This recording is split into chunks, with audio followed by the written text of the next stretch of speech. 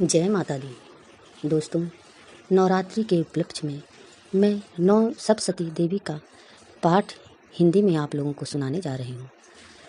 कृपा करके इसको बहुत ध्यान से सुनिए।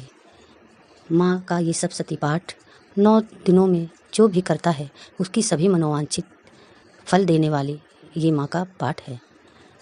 जयकारा शेरा वाली दा, बोल सच्चे दरबार की जय। ओम श्री दुर्गाए नमः। दुर्गा सप्तशती का प्रथम अध्याय मैं आप लोगों को हिंदी में सुनाने जा रही हूँ। ओम।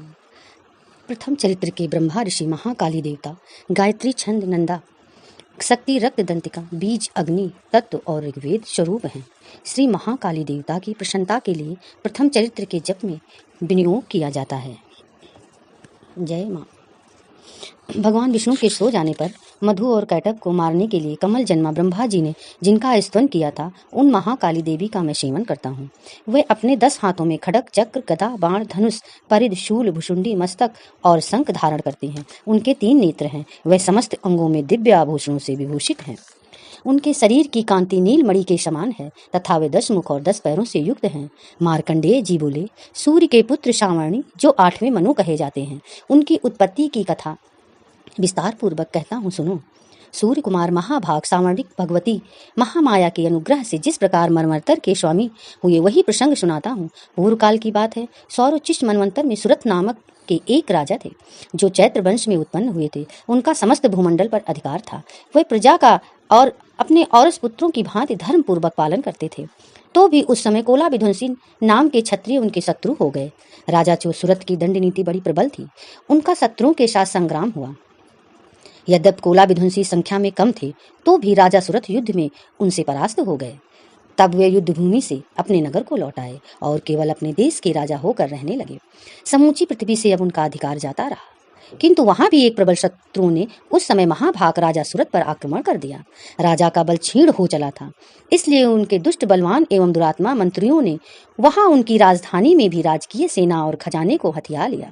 सुरथ का प्रभुत्व नष्ट हो चुका था, इसलिए वे शिकार खेलने के बहाने घोड़े पर सवार हो वहां से अकेले ही घने जंगल में चले गए। वहां उन्होंने विप्रवर मेघमुनि के आश्रम देखा, जहाँ कितने ही हिंसक जीव अपनी स्वाभाविक हिंसावृत्ति छोड़कर परम शांत भाव से रहते थे। मुनि के बहुत से शिष्य उस वन की शोभा बढ़ा रहे थे। वहां जाने पर मुनि ने उनका सत्कार किया और वे उन मुनि श्रेष्ठ के आश्रम पर इधर उधर विचरते हुए कुछ काल तक रहे। फिर ममता से आकर्षित होकर वहां इस प्रकार चिंता करने लगे, पूर्व काल में मेरे पूर्वजों ने जिसका पालन किया था वही नगर आज मुझसे रहित है। पता नहीं मेरे दुराचारी भृत्यगण उसकी धन पूर्वक रक्षा करते हैं या नहीं। जो सदा मत की वर्षा करने वाला और सूरवीर था, वो मेरा प्रधान हाथी शत्रुओं के अधीन होकर ना जाने किन भोगों को भोगता होगा। जो लोग मेरी कृपा, धन और भोजन पाने से सदा मेरे पीछे पीछे चलते थे, वे निश्चय ही अब दूसरे राजाओं के अनुसरण करते होंगे। उन अपव्ययी लोगों के द्वारा सदा खर्च होते रहने के कारण अत्यंत कष्ट से जमा किया हुआ मेरा वो खजाना खाली हो जाएगा। ये तथा और भी कई बातें राजा सुरथ निरंतर सोचते रहते थे। एक दिन उन्होंने वहां विप्रवर मेधा के आश्रम के निकट एक वैश्य को देखा और उससे पूछा, भाई तुम कौन हो? यहाँ तुम्हारे आने का क्या कारण है? तुम क्यों शोकग्रस्त और अनमने से दिखाई दे रहे? राजा सुरथ का प्रेम पूर्वक कहा हुआ वचन सुनकर वैश्य ने विनीत भाव से उन्हें प्रणाम कहा। वैश्य बोला, राजन, मैं धनियों के कुल में उत्पन्न एक वैश्य हूँ। मेरा नाम समाधि है। मेरे दुष्ट स्त्री पुत्रों ने धन के लोभ में मुझे घर से बाहर निकाल दिया है। मैं इस समय धन, स्त्री और पुत्रों से वंचित हूँ। मेरे विश्वसनीय बंधुओं ने मेरा ही धन लेकर मुझसे दूर कर दिया है, इसलिए दुखी होकर मैं वन में चला आया हूँ। यहाँ रहकर मैं इस बात को नहीं जानता कि मेरे पुत्रों की, स्त्री की और स्वजनों की कुशल है या नहीं। इस समय घर में वे कुशल से रहते हैं अथवा उन्हें कोई कष्ट है। वे मेरे पुत्र कैसे हैं? क्या वे सदाचारी हैं अथवा दुराचारी हो गए हैं? राजा ने पूछा, जिन लोभी स्त्री पुत्र आदि ने धन के कारण घर से निकाल दिया है, उनके प्रति तुम्हारे मन में इतना स्नेह बंधन क्यों है? वैश्य बोला, आप मेरे विषय में जैसी बात कहते हैं वो सब ठीक है, किंतु क्या करूं?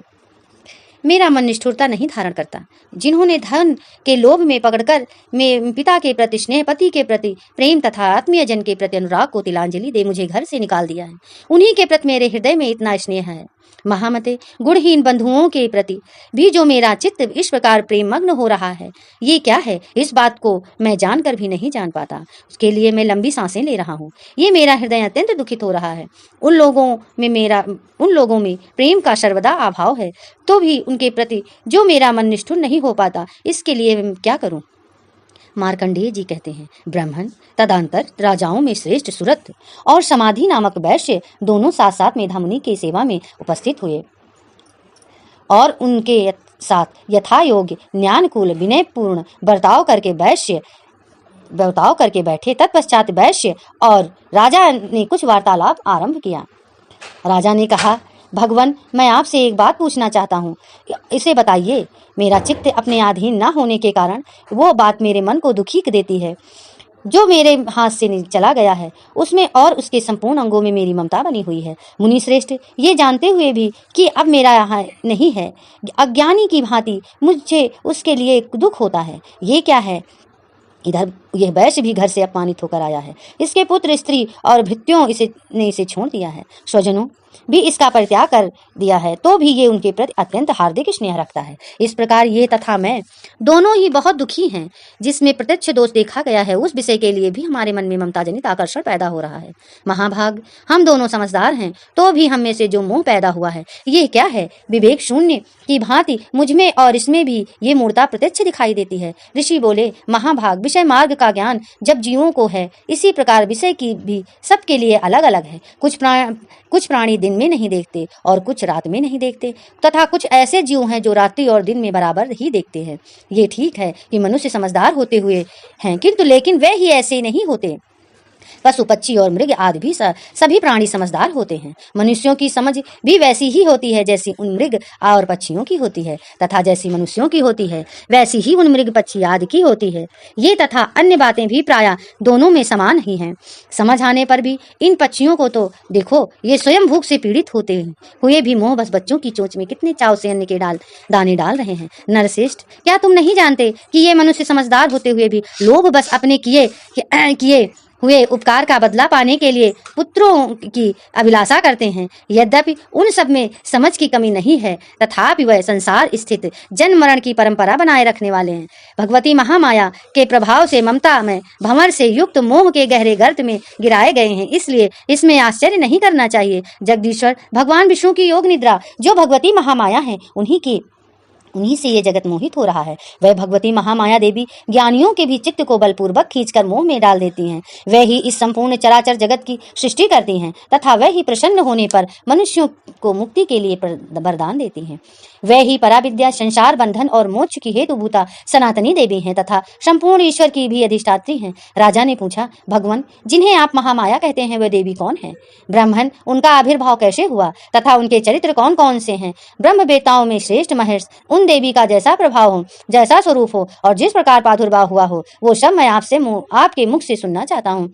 ऋषि बोले, राजन, वास्तव में तो वह देवी नित्य स्वरूपा ही हैं। संपूर्ण जगत उन्हीं का रूप है तथा उन्होंने समस्त विश्व को व्याप्त कर रखा है, तथापि उनका प्रकाटय उन अनेक प्रकार से होता है। वो मुझसे सुनो, यद्यपि वह नित्य और अजन्मा है, तथापि और जब देवताओं का कार्य सिद्ध करने के लिए प्रकट होती हैं, उस समय लोक में उत्पन्न हुई कहलाती हैं। कल्प के अंत में जब संपूर्ण जगत एकारण निमग्न हो रहा था और सबके प्रभु भगवान विष्णु शेषनाग की सैया बिछाकर योग निद्रा का आश्रय ले सो रहे थे, उस समय उनके कानों के मैल से दो भयंकर असुर उत्पन्न हुए, जो मधु और कैटभ नाम से विख्यात थे। वे दोनों ब्रह्मा जी का वध करने को तैयार हो गए। भगवान विष्णु के नाभि कमल में विराजमान प्रजापति ब्रह्मा जी ने जब उन दोनों भयानक असुरों को अपने पास आया और भगवान को सोया हुआ देखा, तब एकाग्रचित होकर उन्होंने भगवान विष्णु को जगाने के लिए उनके नेत्रों में निवास करने वाली योग निद्रा का स्मरण आरंभ किया, जो इस विश्व की अधीश्वरी जगत को धारण करने वाली, संसार का पालन और संहार करने तथा तेज रूप भगवान विष्णु की अनुपम शक्ति है। उन्हीं भगवती निद्रा देवी की भगवान ब्रह्मा स्तुति करने लगे। ब्रह्मा जी ने कहा, देवी, तुम ही स्वाहा, तुम ही स्वधा और तुम ही वष्टकार हो। तुम स्वर भी तुम्हारे ही स्वरूप हैं। तुम ही जीवनदायिनी सुधा हो। नित्य अक्षर प्रणव में अकार, उकार, मकार इन तीन मात्राओं के रूप में तुम ही स्थित हो।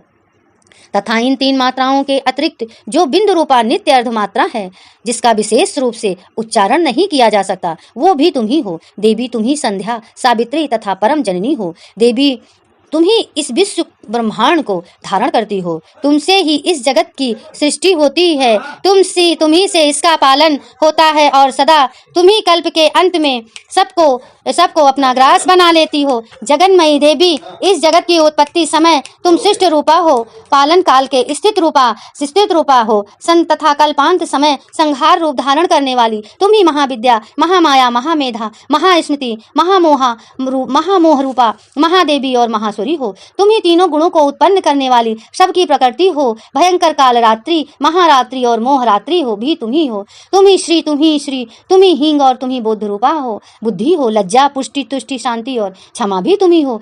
तुम खड़ग धारणी, सूल धारणी, घोर रूपा तथा गदा, चक्र, शंख और धनुष धारण करने वाली हो। बाण, भुशुंडी और पारिद ये भी तुम्हारे अस्त्र हैं। तुम सौम्य और सौम्यंतर हो। इतना ही नहीं, जितने भी सौम्य एवं सुंदर पदार्थ हैं उन सब की अपेक्षा तुम अत्यधिक सुंदरी हो। पर और अपर सबसे परे रहने वाली परमेश्वरी तुम ही हो। सर्वेश्वर, सर्वस्वरूपे देवी, कहीं भी सत असत रूप जो कुछ वस्तुएं हैं और उन सब की जो शक्ति है वो तुम ही हो। ऐसी अवस्था में तुम्हारी स्तुति क्या हो सकती है? जो इस जगत के सृष्टि, पालन और संहार करते हैं, उन भगवान को भी जब तुमने निद्रा के अधीन कर दिया है, तब तुम्हारी स्तुति करने में यहाँ कौन समर्थ हो सकता है? मुझको भगवान शंकर तथा भगवान विष्णु को तुमने ही शरीर धारण कराया है, अतः तुम्हारी स्तुति करने की शक्ति किसमें है? देवी, तुम तो अपने इन उदार प्रभावों से प्रशंसित हो। ये जो दोनों दुर्धर, असुर, मधुर और कैटभ हैं, इनको मोह में डाल दो और जगदीश्वर भगवान विष्णु को शीघ्र ही जगा दो। साथ ही इनके भीतर इन दोनों महान असुरों को मार डालने की बुद्धि उत्पन्न कर दो। ऋषि कहते हैं, राजन, ब्रह्मा जी ने वहां मधु और कैटभ को मारने के उद्देश्य से भगवान विष्णु को जगाने के लिए तमोगुणी अधिष्ठात्री देवी योग निद्रा की इस प्रकार स्तुति की। तब वह भगवान के नेत्र, मुख, नासिका, बाहु, हृदय और वक्षस्थल से निकलकर अव्यक्त जन्मा ब्रह्मा जी की दृष्टि से समक्ष खड़ी हो गई। योग निद्रा से मुक्त होने पर जगत के स्वामी भगवान जनार्दन उस एकावन जल में शेषनाग की सैया से जाग उठे। फिर उन्होंने उन दोनों असुरों को देखा। वह दुरात्मा मधु और कैटभ अत्यंत बलवान तथा पराक्रमी थे और क्रोध से लाल आंखें किए ब्रह्मा जी को खा जाने के लिए उद्योग कर रहे थे। तब भगवान श्री हरि ने उठकर उन दोनों के साथ 5000 वर्षों तक केवल बाहु युद्ध किया। वे दोनों भी अत्यंत बल के कारण उन्मत्त हो रहे थे। इधर महामाया ने भी उन्हें मोह में डाल रखा था। इसलिए वह भगवान विष्णु से कहने लगे, हम तुम्हारी वीरता से संतुष्ट हैं, तुम हम लोगों से कोई वर मांगो। श्री भगवान बोले, यदि तुम दोनों मुझ पर प्रसन्न हो तो अब मेरे हाथों मार जाओ। बस इतना सा ही वर मांगा, यहाँ दूसरा किसी वर से क्या लेना है? ऋषि कहते हैं, इस प्रकार धोखे में आ जाने पर जब उन्होंने संपूर्ण जगत में जल ही जल देखा, तब कमल नयन भगवान से कहा, जहाँ पृथ्वी जल में डूबी हुई ना हो, जहाँ सूखा स्थान हो, वहीं हमारा वध करो। ऋषि कहते हैं, तब तथास्तु कहकर शंख, चक्र और गदा धारण करने वाले भगवान ने उन दोनों के मस्तक अपनी जांघ पर रखकर चक्र से काट डाले। इस प्रकार ये देवी महामाया ब्रह्मा जी की स्तुति करने पर स्वयं प्रकट हुई थी। अब पुनः तुमसे उनके प्रभाव का वर्णन करता हूँ, सुनो। ओम। इस प्रकार मार्कंडेय पुराण में सावर्णिक मनवंतर की कथा के अंतर्गत देवी महात्म्य मधु कैटभ वध नामक पहला अध्याय पूरा हुआ। ओम।